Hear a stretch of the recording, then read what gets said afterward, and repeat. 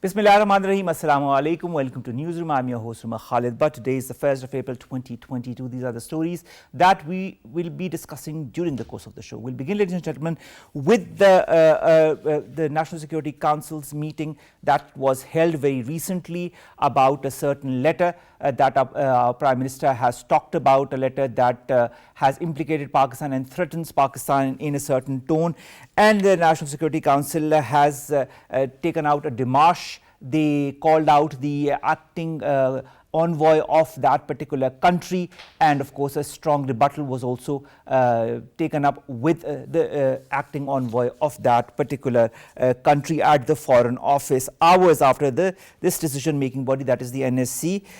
Concerns were shown by it over this issue during a meeting that was chaired by our Prime Minister Imran Khan. Our Prime Minister also addressed the nation on different media, of course, through Pakistan television about this and other issues. This is going to be our leading segment of the day: international issues, international affairs of Pakistan, and the way Pakistan is being put on the sidelines. Our second topic, ladies and gentlemen, about today is about Indian illegally occupied Jammu and Kashmir, where Indian troops in their fresh act of state terrorism have martyred one Kashmiri youth in South Kashmir's Shopaiya district. Today, the youth was martyred by Indian troops and paramilitary forces in a coordinated search operation. This is something that has been going on not since now, but since quite some time.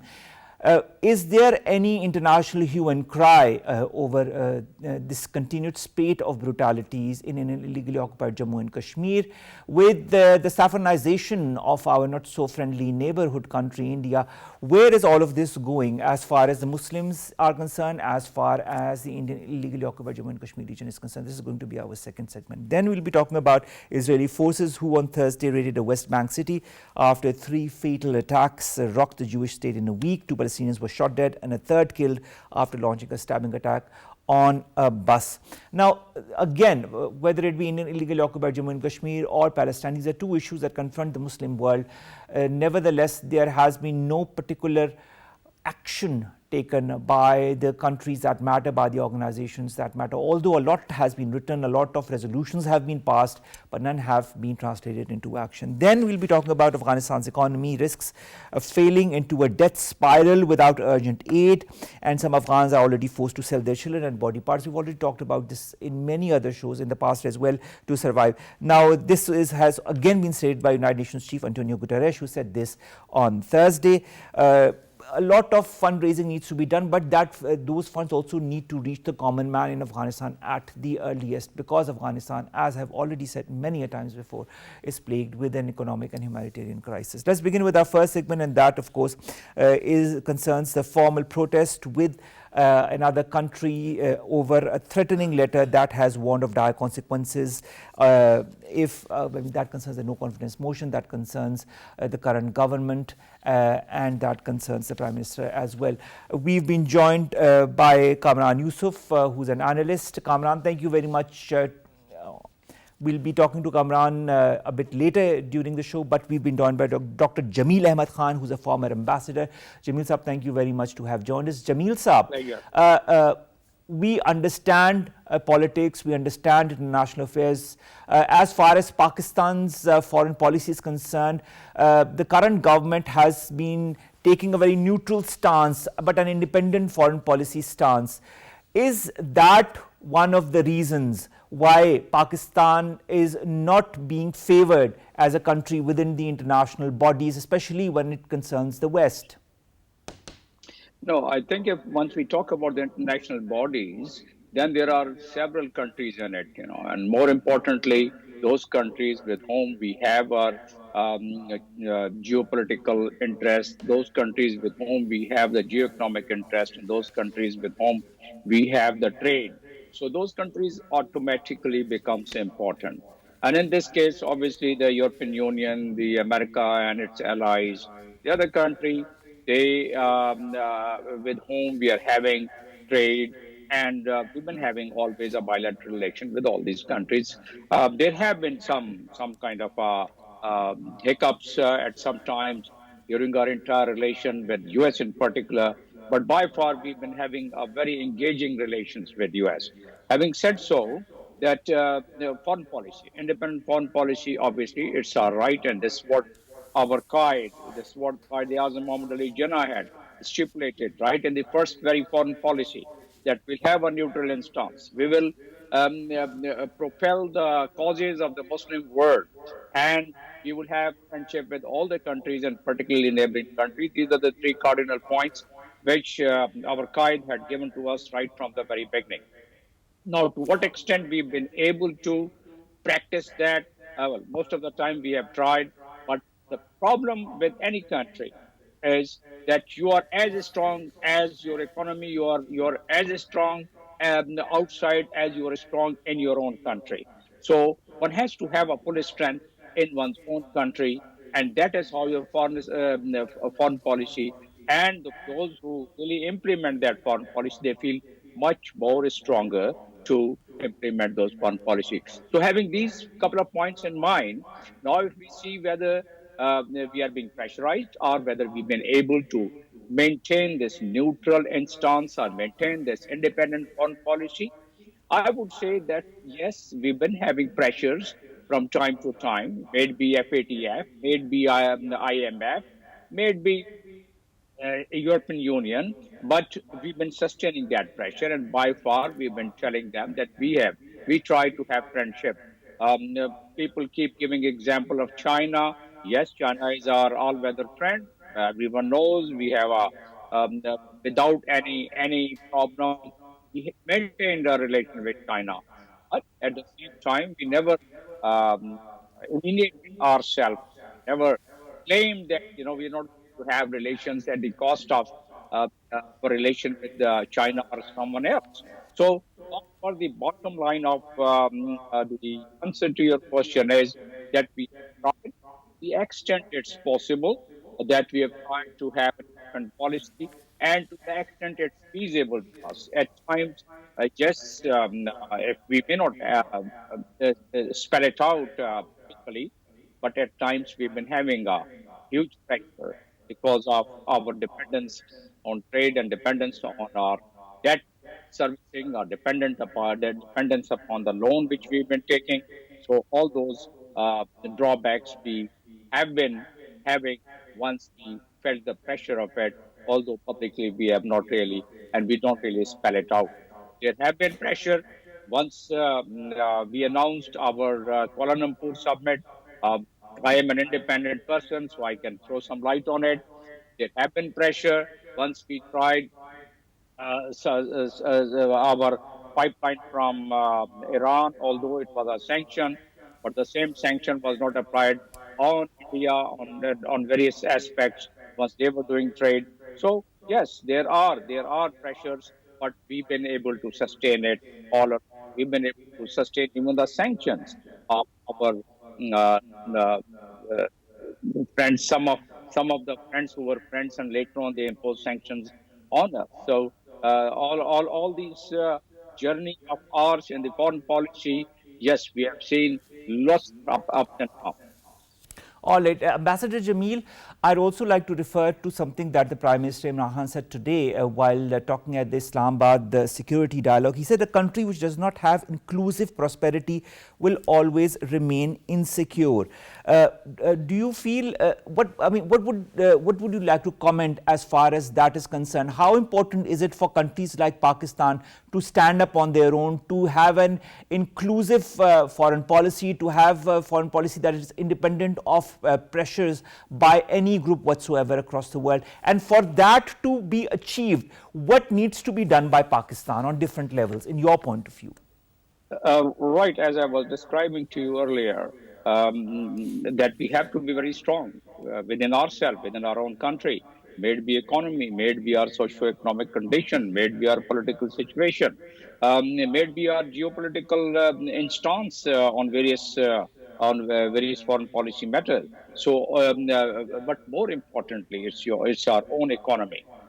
We are totally cognizant of the fact that we have an internal and external debt which has piled up for the last about 3 decades and even more.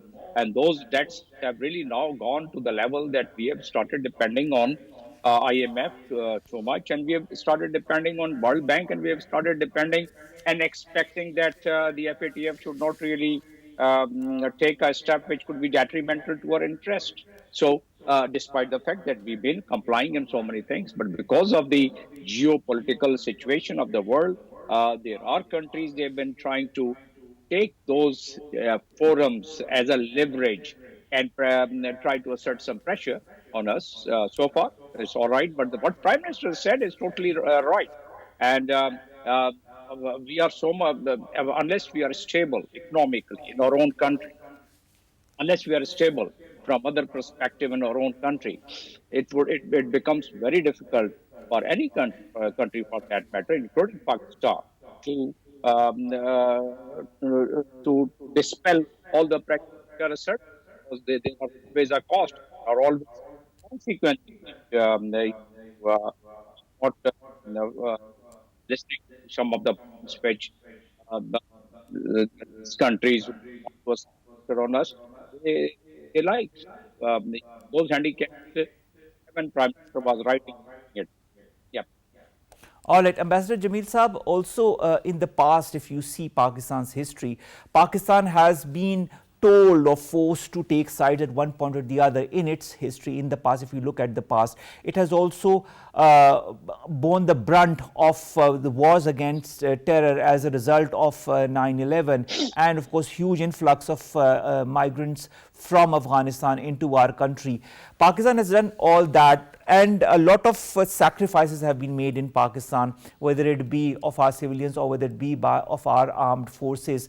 What, in your point of view, needs to be done now by Pakistan as far as its foreign policy or its relationship with all different countries across the world is concerned? If you look at the recent past, this is what the government has been doing, try to create some sort of balance between the different powers that be, the different factions that be, whether it be going to Russia, whether it be talking to Ukraine at the same time, whether it be also involving the West, whether it be also talking to China at the same time. How do you feel Pakistan can move ahead without creating an imbalance as far as this foreign policy is concerned? And then I, of course, will refer to the demarche that has been sent by the National Security Committee. But before that, I'd like your point of view on that. Right. The countries, if whatever move they make in terms of their relations or in terms of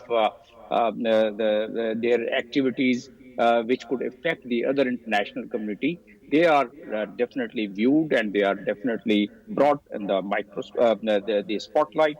And the countries, they start calculating, the other countries, they start calculating their interest. Now, once I've said so, for example, if we are um, uh, taking so much of interest in the CPEC, rightly so in our own interest, in our national interest, then some of the countries, particularly those who want to have the containment of China, chiefly the United States, they obviously they would not openly say so, but they would try and do the overture of the kind where Pakistan should try, or Pakistan is not able to be so proactive in such initiative. This other one was Russian thing, and that was consultative process, as the Prime Minister was saying.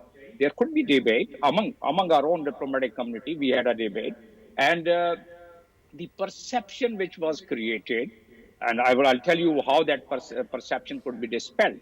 First of all, we should have had enough acumen while we advise the Prime Minister for that visit. And I also understand that once we have decided a visit at a such a high power visit, Prime Minister level, and that too after about 2, 3 decades, it becomes very difficult to cancel it.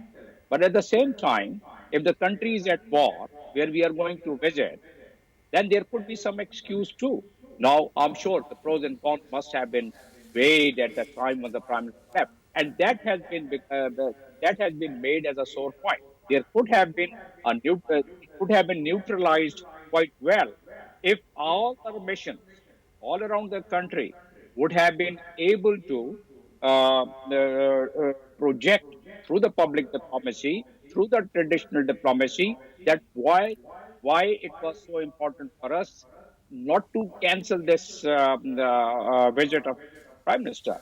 Uh, The third thing is that we have our relations, and we have our relations with so many countries. Those countries among themselves may not be having a very good relations, but we are maintaining those relations, and we had a very cordial ground because we have been having our best of the best relations with Ukraine, and last 12 years improved our relations with Russia too.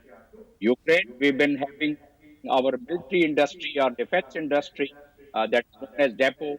We've been really buying a lot of things. We've been heavy collaborating with Ukraine. We've been importing food grain, particularly wheat and rations for the last 12 years. Our trajectory, it's about now almost $800 million trade we are having with Russia from almost zero. So that's how we had to really strike that balance. Bottom line is that all our missions abroad should have been in a position to, through the public diplomacy, through the traditional diplomacy, to convince particularly those countries who were more perturbed about that is European Union and the United States. All right, Ambassador Jamil Khan, kindly stay online with us. We've also been joined by Kamran Yousaf, who's an analyst. Kamran, thank you very much to have joined us.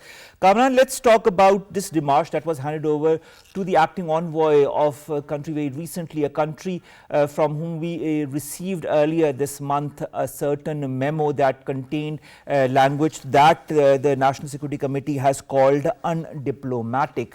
What's your take on that? I think since it has become a kind of a political issue since that memo or the diplomatic cable that our ambassador sent back to the Foreign Office. It mentioned about the vote of no confidence. I have seen, certain contents of, that, diplomatic cable. So it appears that it has become, the political issue. But I think we have to be very careful and cautious. Linking a foreign policy, a sensitive issue with political matter, that can undermine our interests. Because the reason is that I have spoken to people within the Foreign Office as well as retired officials. They say that such, diplomatic cables and communications with countries usually take place. And since these documents are not meant for public, the discussions are candid and open. But once you start making public such documents, then you will also lose credibility and the trust, and the people or the host government may not share their candid view. So we have to be very careful, in dealing with this particular issue. Yes, we have a political problem. Yes, we have, certain issues. But to me, linking, this diplomatic cable with the domestic issue and with that vote of no confidence moved by the opposition party, I think we are going a bit too far. That can hurt our national interest. All right, Kamran, I'd also like to have your opinion as far as another comment made by the National Security Committee is concerning this very memo. And it said that this communication amounted to blatant interference, quote unquote, in the internal affairs of Pakistan by the country in question, which was unacceptable under any circumstances. What would you like to add to that or give you as comment? Well, this was made in the context of course, when certain U.S. officials, mentioned the vote of no confidence. They stated that if vote of no confidence, does not succeed, that could have implications for Pakistan or this government. And if it succeeds, then things can move forward. And certainly, this part of that diplomatic cable was considered, interference in the internal matters of Pakistan. But then again, the question is, this memo was received on 7th of March by the Foreign Office. So there is a legitimate question that if there was an element of conspiracy, if this was a threatening letter, why then, the National Security Committee convened after 23 days? Why the Foreign Office did not summon the acting or a U.S. envoy to register a formal protest? So these questions actually, raise certain eyebrows that this government may be using this issue for political mileage. And that is why we need to be, I think, very careful. The National Security Committee, yes, you are absolutely right. They issued a joint statement, but then they stopped short of, linking the vote of no confidence with the international conspiracy. They did not even order any investigation if this matter was so serious. All right. Thank you very much, Kamran, to have joined us. And I'd refer the same questions, the last two questions that I asked Kamran, to you, Ambassador Jamil. I'd like a very short answer to your point of view on these comments by the National Security Committee. Well, National Security Committee was very cautious in making their comments, and it's true that first of all, what is this communication?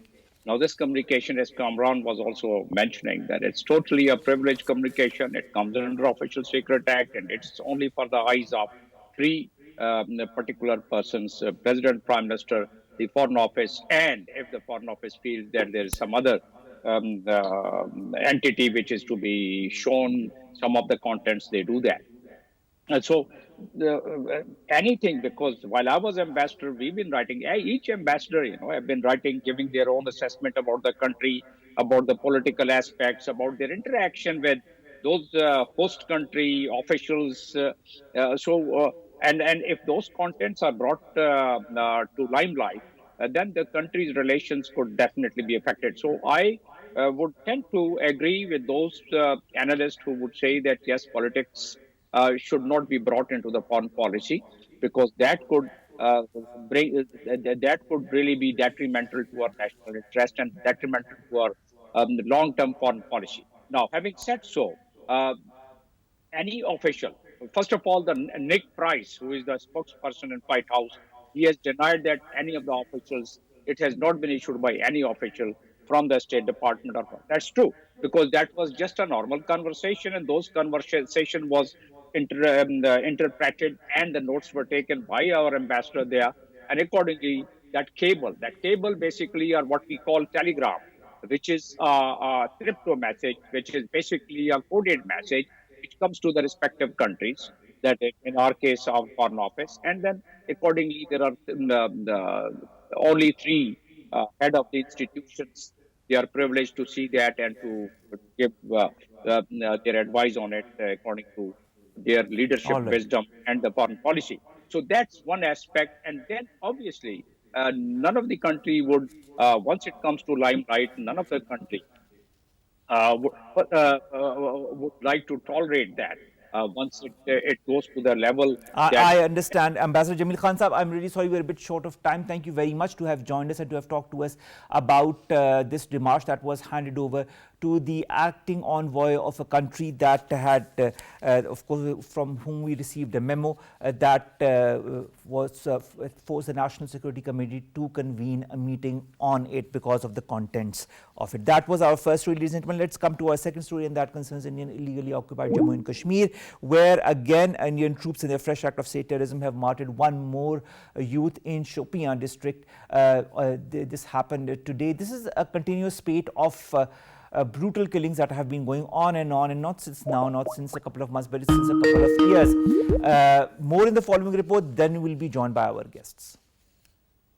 Kashmiris are living in the world's largest prison as BJP government's demographic and ethnic designs has prompted worst militarization of occupied valley. Depicting horrors of occupation, Indian police, troops and dreaded National Investigation Agency has been involved in extrajudicial killings and arrests of Kashmiris in their bid to terrorize the valley. Indian troops in their fresh act of state terrorism martyred one Kashmiri youth in South Kashmir's Shopian district. According to the data released by Kashmir Media Service, Indian troops in their unabated acts of state terrorism martyred 16 Kashmiris in the last month of March in Indian illegally occupied Jammu and Kashmir. Indian forces arrested 96 civilians, mostly political activists, youth and students during house arrests, house raids, and 143 cordon and search operations in March. The black laws such as Unlawful Activities Prevention Act and Public Safety Act have granted unchecked powers to Indian military who are perpetrating gross human rights violations in occupied valley. Demonstrating brute force, Indian forces not only injured peaceful protesters by firing of pellets and tear gas shells, but also disgraced and molested 4 women during last month. Pakistan is persistently raising plight of Kashmiris at relevant international forums to divert attention of international community towards Indian atrocities. The Indian forces are using every brutal tactics to intimidate the Kashmiris into submission, but would never succeed in their nefarious designs. And to discuss this issue, we've been joined by two guests. The first, of course, is online Lieutenant General Raza Muhammad Khan Saab, who's a political analyst. Thank you very much, sir, to have joined us. And our second guest will be Abdullah Saab, who's an analyst as well. Thank you very much to both of our guests to have joined us. First of all, General Raza Khan Saab, as far as these acts by the forces, these coordinated search operations, we hear about that at least once or twice every week. If we look at the number of killings, it amounts to around 10 just in the month of March in these search and cordon operations. And we all know the sad truths behind all of it. When you also see the world that is not blinking an eyelid or, turning a deaf ear to all of these incidents that are happening in the valley, what should the people of Indian illegally occupied Jammu and Kashmir do? Okay, Bismillah. Can you hear me? Yes, of course I can hear you, sir. All right. The main issue is that, as stated by Dr. Farooq Abdullah very recently, that the Indian government has the land in Kashmir, but they do not have the people, and they are not even interested in the aspirations of the people or their liberty, the human rights. And he is on record having said that presently the people of Indian Kashmir, would prefer to be ruled by the Chinese or anyone else but the Indians. And he said that, they are living like slaves in Kashmir. And after, August 2019, this is the perception of all Kashmiris in the Indian held Kashmir. And therefore, once, they get up and they try to defy the curfew or they try to fight for their human rights, then, uh, under fake encounters, they are being blamed for terrorism and they are being killed. And again, the international community to realize that India, is a one-party fake democracy now. Look at, that Kashmir File movie, which they have run in the recent past. Also, look at, their fake investment conference in Kashmir, where people from UAE and the KSA were indicated who were actually, some very small investors, private investors who had some interest with some Indians. And it is thriving on fake news, whether it is about Kashmir or their own people. And none of what they had promised, like Kashmir, after August 2019, is going to become a cradle of peace and security.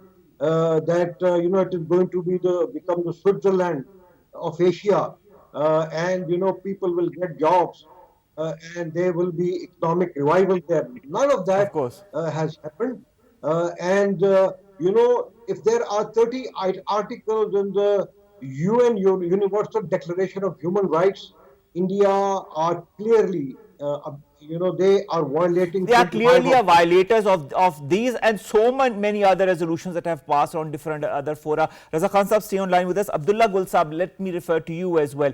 Abdullah Saab, what should we foresee for Indian illegally occupied Jammu and Kashmir, seeing the current state of affairs of that region and the the foreign powers, that be the West, that is really not committed to find some kind of a solution to it? Bismillah Rahman Rahim. Thank you very much. Well, I would say that the international weakness, which has been shown multiple times now, and the weakness of United Nations and weakness of international community, has invited Indian aggression, and the atrocities going on in Kashmir is, increasing every day. Pakistan playing very safe, and Pakistan is playing very sensible, but at the same time, Pakistan is trying its maximum, and we have seen in OIC that in the previous session and the 48th session, Pakistan urged, a peaceful solution in Kashmir according to UN resolutions, and this is what our priority is. But at the same time, the international community is not paying heed to Pakistan's Prime Minister's advice, and they are taking it very lightly. But let me assure the Indian side that do not consider this as our weakness, because this is not the weakness, but it is the desire to maintain peace and stability between the two nuclear countries. And we are quite capable, and we have shown on number of times that how a befitting response can come from Pakistan. But we want a resolution which should not be, trouble for Kashmiri nation. Naturally, if the war begins, then it will be at the Indian occupied territory, and definitely it will have its own consequences, which naturally Pakistan does not want, because we believe and we are sure of it that they are also Pakistanis like us. So naturally, we do not want to create any sort of trouble for them. But what can be done? I believe that there has, we have seen a paradigm shift in the recent development in the world global economy. Power shift has taken place, where we have seen that after Russian and Ukrainian war, things have changed, and people are trying to adopt a look east policy. And look east policy, whenever it is adopted, Pakistan is going to play a pivotal role in it, because without Pakistan on board, no look east policy can be successful. And without resolving the Kashmir dispute, which is, something not just Pakistan alone, but the whole world.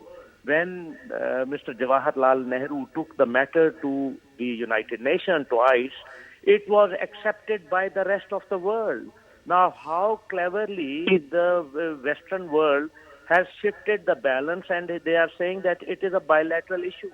For God's sake, you were the one who accepted, and now you are trying to, escape from what you promised. But Abdullah Sahib, it has even gone beyond, because India now says it is an internal matter of India. If you look at the recent comments that have been made by the Indian leadership, they said that Indian illegally occupied Jammu and Kashmir is an internal matter of India. So, I mean, I don't understand this duality as far as Indian legally occupied Jammu and Kashmir is concerned. But I mean, there are a lot of question marks that emanate whether, as a result of the policies that the world is putting into place as far as this region is concerned. I'd like to refer now myself to Lieutenant General Raza Muhammad Khan Sahab. Khan Sahab, when you talk of genocide, Genocide Watch itself has talked about how India is slowly moving towards that, and it has gone a lot of steps towards that, and only 1 or 2 steps remain. When the US has very recently admitted of the Rohingya issue being that of a genocide, do you feel that there is some kind of a leeway or some kind of a possibility that the US might recognize what is happening in Indian illegally occupied Jammu and Kashmir also as a genocide? I think that report was there, but I think that was dismissed both by India as well as the US, unfortunately. But there are others, who have expressed concerns on that, and in that many countries like the UNHCR, Turkey, Malaysia, the IC countries, Germany, the EU Parliament, and others, they have raised their concerns on that. Uh, India is trying, the United States is condoning all excesses, whether they are against Indian minorities, particularly the Indian Muslims, or the Kashmiris, because they want to use India as a counterweight against China, and they want to use India as a proxy in their Indo-Pacific strategy. So they unfortunately are keeping their eyes closed. Though there are many NGOs and other organizations within the US who are raising this issue from time to time. So let us not expect much from the United States, particularly in the current environment. And whatever has to be done, I think it has to be done by the people of Kashmir themselves. It has to be done through collective efforts of the OIC countries, and of course Pakistan is there. It has been giving all kinds of moral, diplomatic, informational support to the people of Kashmir. We need to continue that. We also need to bring to the attention of the world the United Nations General Assembly Resolution 48 of 1941, wherein it very clearly talks that all human beings are born free and they have equal dignity and rights, and no one I should be agree with you on uh, that. subjected to torture or to cruel, inhuman behavior or degrading treatment, and that no one should be subjected to arbitrary arrest and detention. And India is actually violating all those clauses.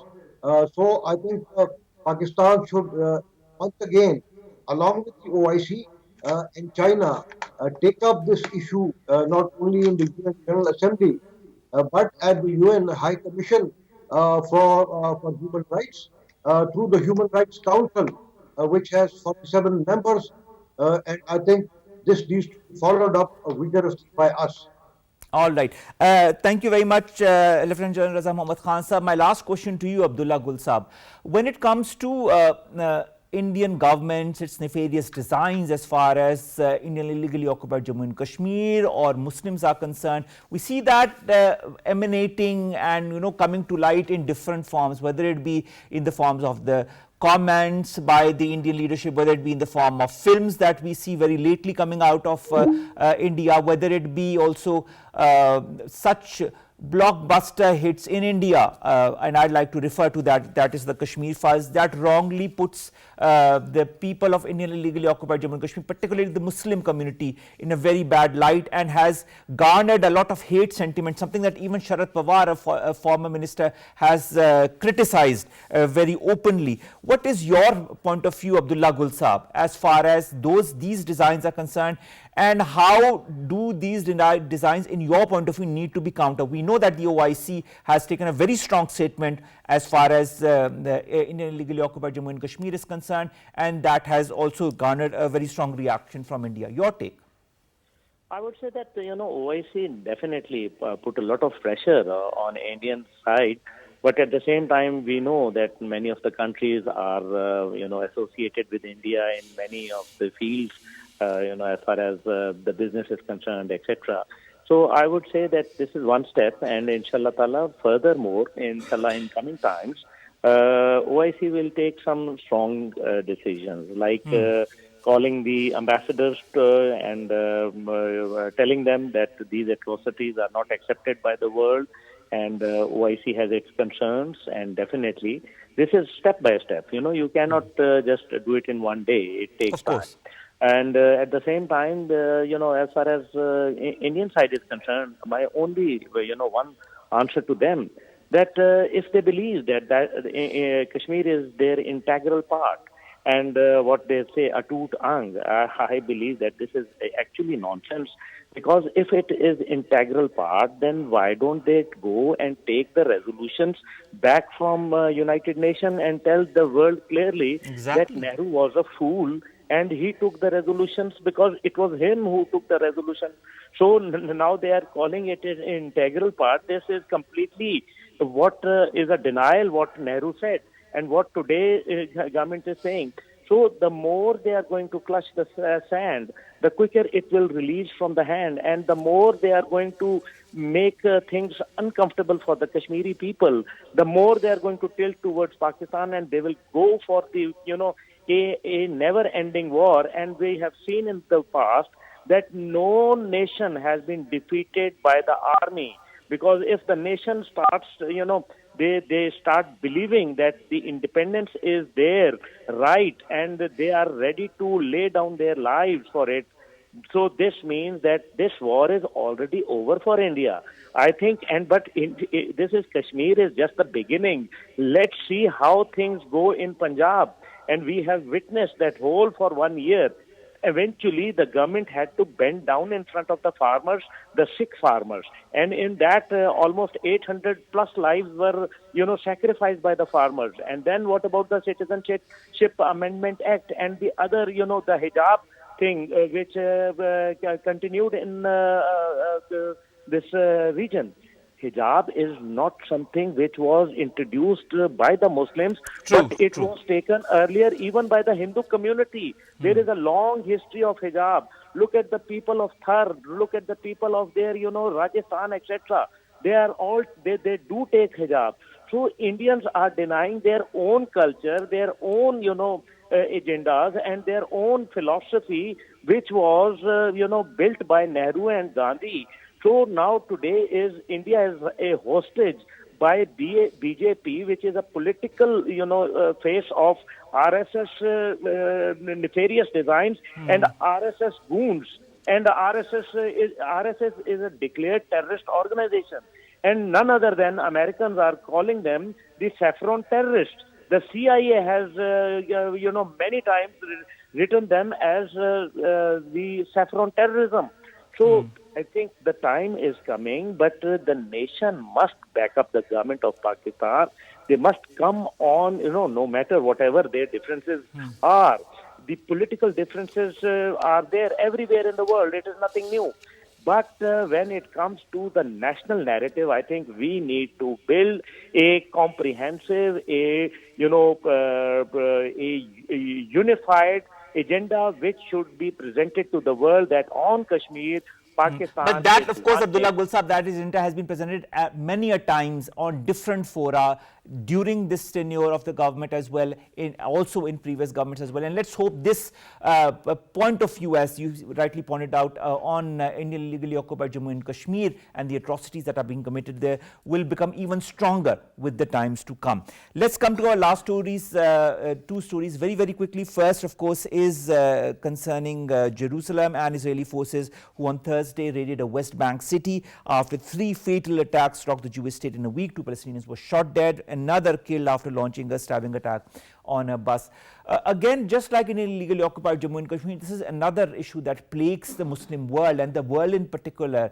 And we understand that there are a lot of power tugging as far as Palestine and the Palestinian cause is concerned. Nevertheless, one should look beyond this and look at the human catastrophe and the human rights angle to it all and do the needful before it's way too late for the world to mend its ways. And finally, ladies and gentlemen, let's come to Afghanistan, the current crisis that engulfs our neighborhood country, whether it be economic, whether it be humanitarian. The United Nations Chief Antonio Guterres urges the donors and talks about this current halting of the Afghan economy as a death spiral. We know that the World Bank has halted certain projects as far as Afghanistan is concerned, following the decision that was taken very recently about the women's and girls' education. Nevertheless, one needs to also look beyond the smaller picture and look at the bigger picture, where a lot of people need food, a lot of people need money, and a lot of people need to survive in Afghanistan.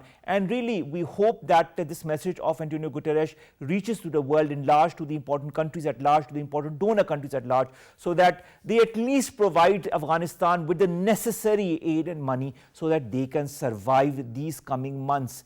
We need to be very cognizant of that. Human rights is something that should be of primordial value, of the first, the value of that should be put above and beyond all the other issues that plague the world. With that, ladies and gentlemen, we come to an end of today's newsroom. We'll see you inshallah on Monday with new stories and segments that pertain to us, you and Pakistan. Stay safe. Have a great weekend. Allah Hafiz.